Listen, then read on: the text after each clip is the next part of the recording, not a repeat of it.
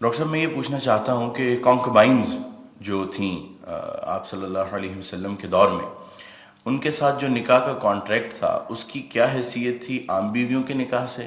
مختلف کیا تھا اس میں؟ اور ان بطور بیوی ان کی حیثیت کیسی تھی، اور ان کے ساتھ کس طرح کا معاملہ کیا جاتا تھا، اور بعد میں وراثت میں ان کا کیسا حصہ تھا؟ نیز یہ کہ کیا آج ان کی کوئی شکل معاشرے میں، کسی بھی معاشرے میں کیا باقی ہے یا اس کی کوئی اجازت ہے؟ دوسرا ڈاکٹر صاحب یہ کہ اگر اس کو ایلیبریٹ آپ کر دیں تو ساتھ یہ بھی بتا دیجیے گا کہ سورہ نساء کی جو آیات ہیں، آیت نمبر 4 اور 24 جس میں وما ملکت ایمانکم ان کے بارے میں آیا ہے، ان کو زیادہ ایلیبریٹ کرنے کے لیے کون سی تفسیر بہترین ہے جس کو پڑھا جا سکتا ہے، اگر آپ کو اس وقت آپ ریکال کر سکیں؟ جزاک اللہ۔ پہلے تو اپنی بات میں ایک تصحیح کر لیجئے، باندیوں کے ساتھ یا لونڈیوں کے ساتھ یا کانکوبائنز کے ساتھ کوئی نکاح نہیں ہوتا تھا۔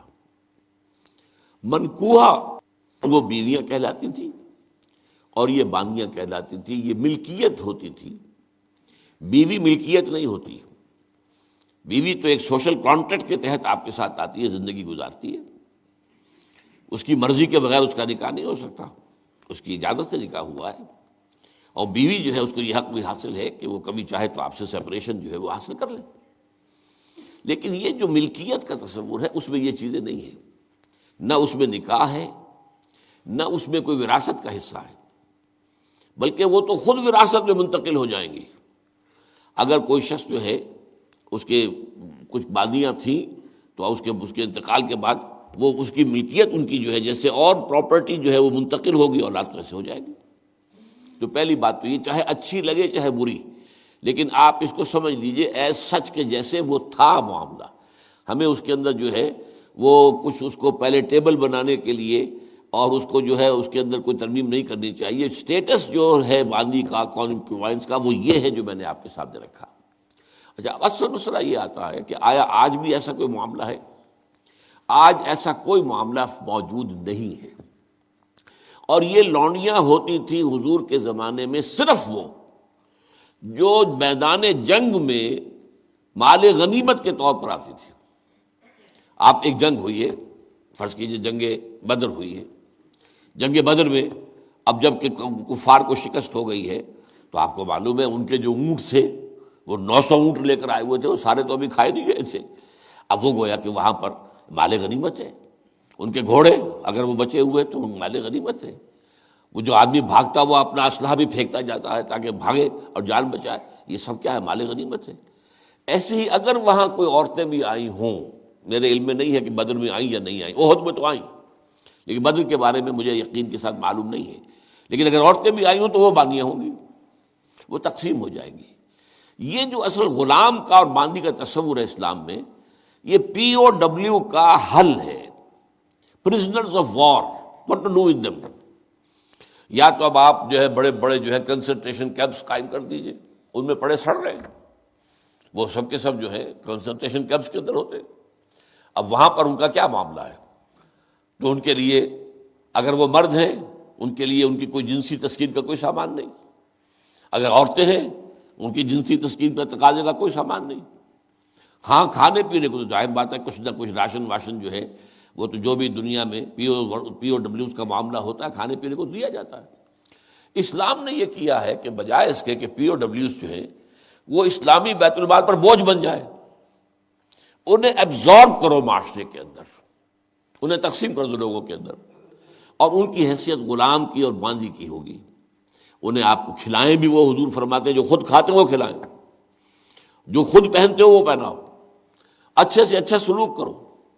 پھر ان کی ایمینسیپیشن کا ایک سلسلہ شروع کر دیا گیا، فلاں اگر تم سے گناہ ہو گیا ہے تو کفارہ یہ ہے ایک غلام آزاد کر دو، قتل خطا ہو گئی ہے، وہاں تم سے غلطی سے تمہارا ارادہ نہیں تھا، کوئی تمہارے ہاتھوں مارا گیا ہے، گولی چل گئی تم سے اور کوئی شخص جو ہے وہ مر گیا ہے، اس کے لیے بھی وہ غلام جو ہے آزاد کرو۔ گناہوں کے کفارے میں غلاموں کو آزاد کرنا، پھر غلاموں کو آزاد کرنے کی تلقین، نصیحت، پرسویشن، یہ نیکی کا بہت بڑا کام ہے، غلام کو آزاد کرو۔ یہ ساری چیزیں جو ہیں اس کے ذریعے سے ایک دفعہ انہیں سوسائٹی میں جذب کرنے کے بعد وہ علیحدہ ایلیمنٹ نہیں رہے، اب سوسائٹی کا حصہ بن گئے، وہ ایک گھر کے اندر ہیں، وہاں رہتے ہیں، ان کے ساتھ جو ہے ان کے مالک ہیں، اور اسی طریقے سے ان کو رفتہ رفتہ ان کی ایمینسیپیشن کا بندوبست کیا اسلام نے. اور اس میں آپ کو معلوم ہونا چاہیے اس درجے ایمینسیپیشن ہوئی ہے کہ ایک وقت ایسا تھا عالم اسلام میں ساری حکومتیں غلاموں کی تھیں. مڈل ایسٹ میں ممالک کی حکومت، مملوک کہتے ہیں اس کو کہ جو کسی کی ملکیت ہے، غلام ہے. ممالک بڑے بادشاہ ہوئے. ہندوستان میں جو دہلی میں پہلی حکومت قائم ہوئی ہے وہ کون تھے؟ خاندان غلامہ، قطب الدین ایبک اور یہ بلبن، ایسے ایسے شاندار، اور جو ہے اور یہ التتمش، یہ کون تھے؟ غلام تھے. ہمارے بڑے بڑے دین کے علماء ائمہ غلام، چنانچہ بڑے علماء اساتذہ غلاموں میں سے. تو اسلام نے یہ راستہ اختیار کیا ہے. البتہ آخری سوال کا یہ ہے جو میرے اپنے ذہن میں ہے کہ اسلام نے اس انسٹیٹیوشن کو فائنلی ایبروگیٹ کیوں نہیں کیا؟